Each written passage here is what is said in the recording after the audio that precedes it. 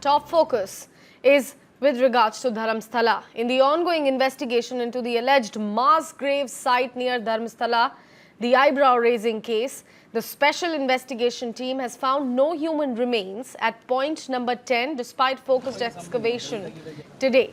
The operation was briefly halted due to heavy rains, and with Sunday being a government holiday, no digging will take place tomorrow either. Officials from various departments including Revenue, Forensic Science Laboratory, Science of Crime Officers and the Assistant Commissioner's Office are also on leave this weekend. While the SIT did attempt to continue the search despite the downpour, point number 10 was officially closed with no results. Excavation work is expected to resume next on Monday, even as earlier claims of mass burials remain unverified at the moment with no evidence found so far at the recently explored sites.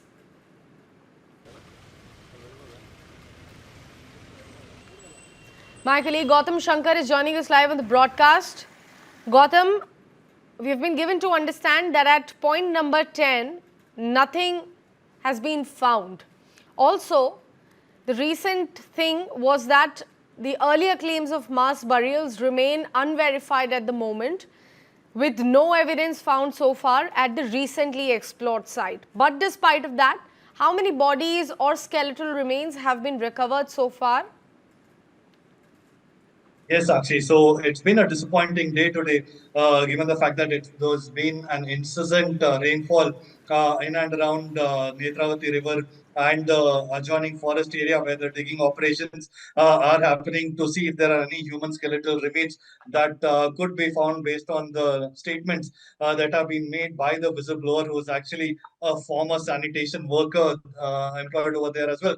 Now, the excavation today, while it has been disappointing, we have to keep in mind that skeletal remains were found at site number 6 that was pinpointed by this whistleblower. And right now, forensic analysis of these skeletal remains is underway.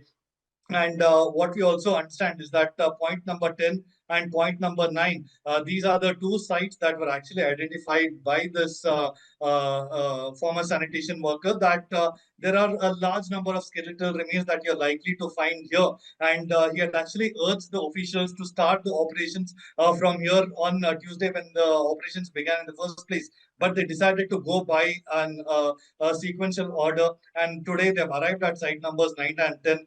But due to incessant rainfall, even as the digging operations commenced today with shovels, and then an excavator was brought in, and all of these did not yield any results, because as soon as they dug it up, it was immediately filling up with rainwater. So now this entire area has now been covered, and like you pointed out earlier as well, tomorrow being a government holiday and tomorrow being a Sunday, there is not going to be any sort of excavation operations that are going to happen tomorrow. It is going to resume on Monday, and no evidence has been found so far from the latest excavation points.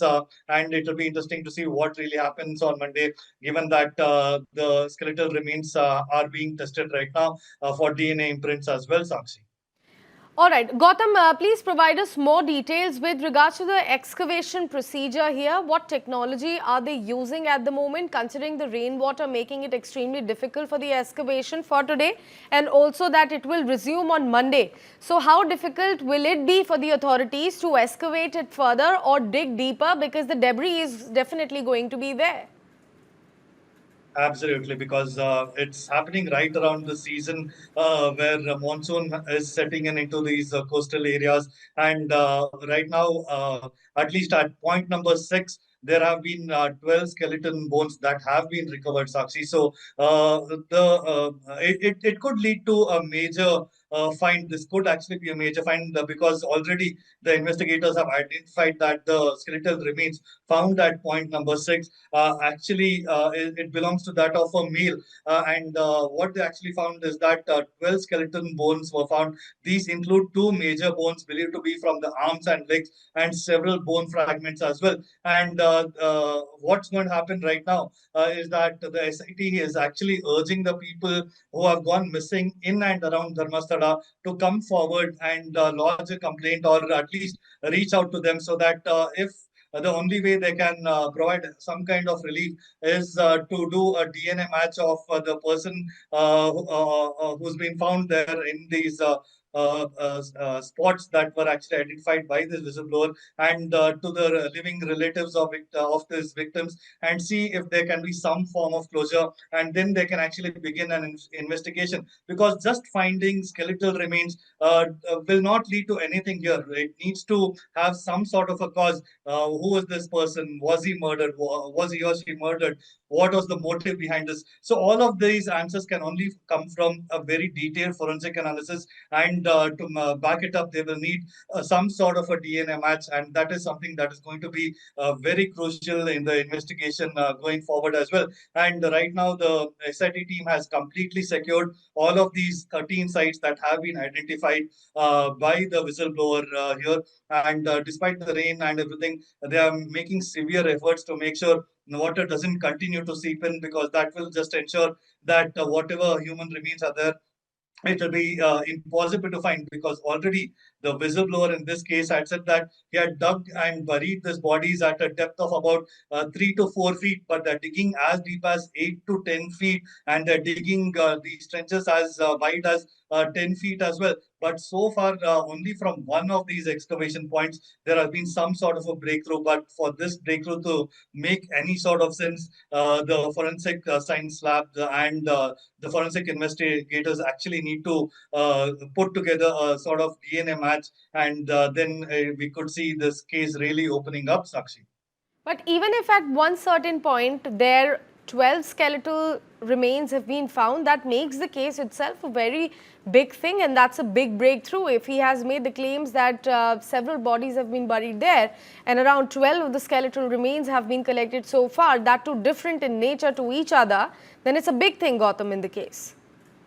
Absolutely, Sakshi, because keep in mind, the whistleblower has been under the scanner, whether his claim is actually right or not. And the fact that these skeletal remains have been found at point number 6 basically lends a lot of credibility to his claims as well, that there is something happening in Dharmasthala that is not quite right. And this mainly throws open the case to ensure that whoever is the victims that have died here and have been buried, and the families get some sort of closure as well. And it's interesting note that this whistleblower in this particular case actually was employed as a sanitation worker in Dharmasthala itself. And what he claims is he's buried over 100 bodies, and these bodies include those of women, girls, including children, minor young girls as well, destitute men, and several others as well. So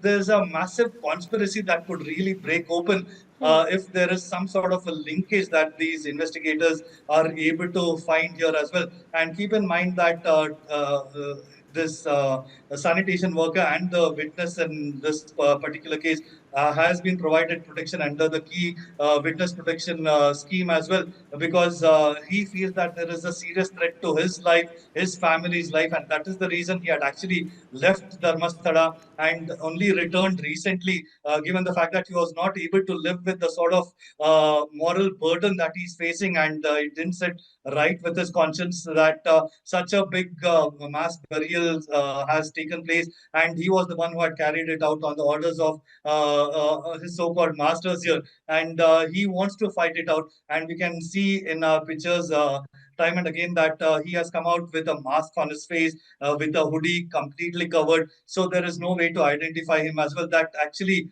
speaks volumes of the grave nature of threats that he's facing and the risk that he's taking with this particular operation as well. So it'll be really interesting to see as the operations resume on Monday. The what we understand is that SIT is going to really speed it up. They might start digging at multiple points to ensure that they can recover whatever is there as quickly as possible, Sakshi.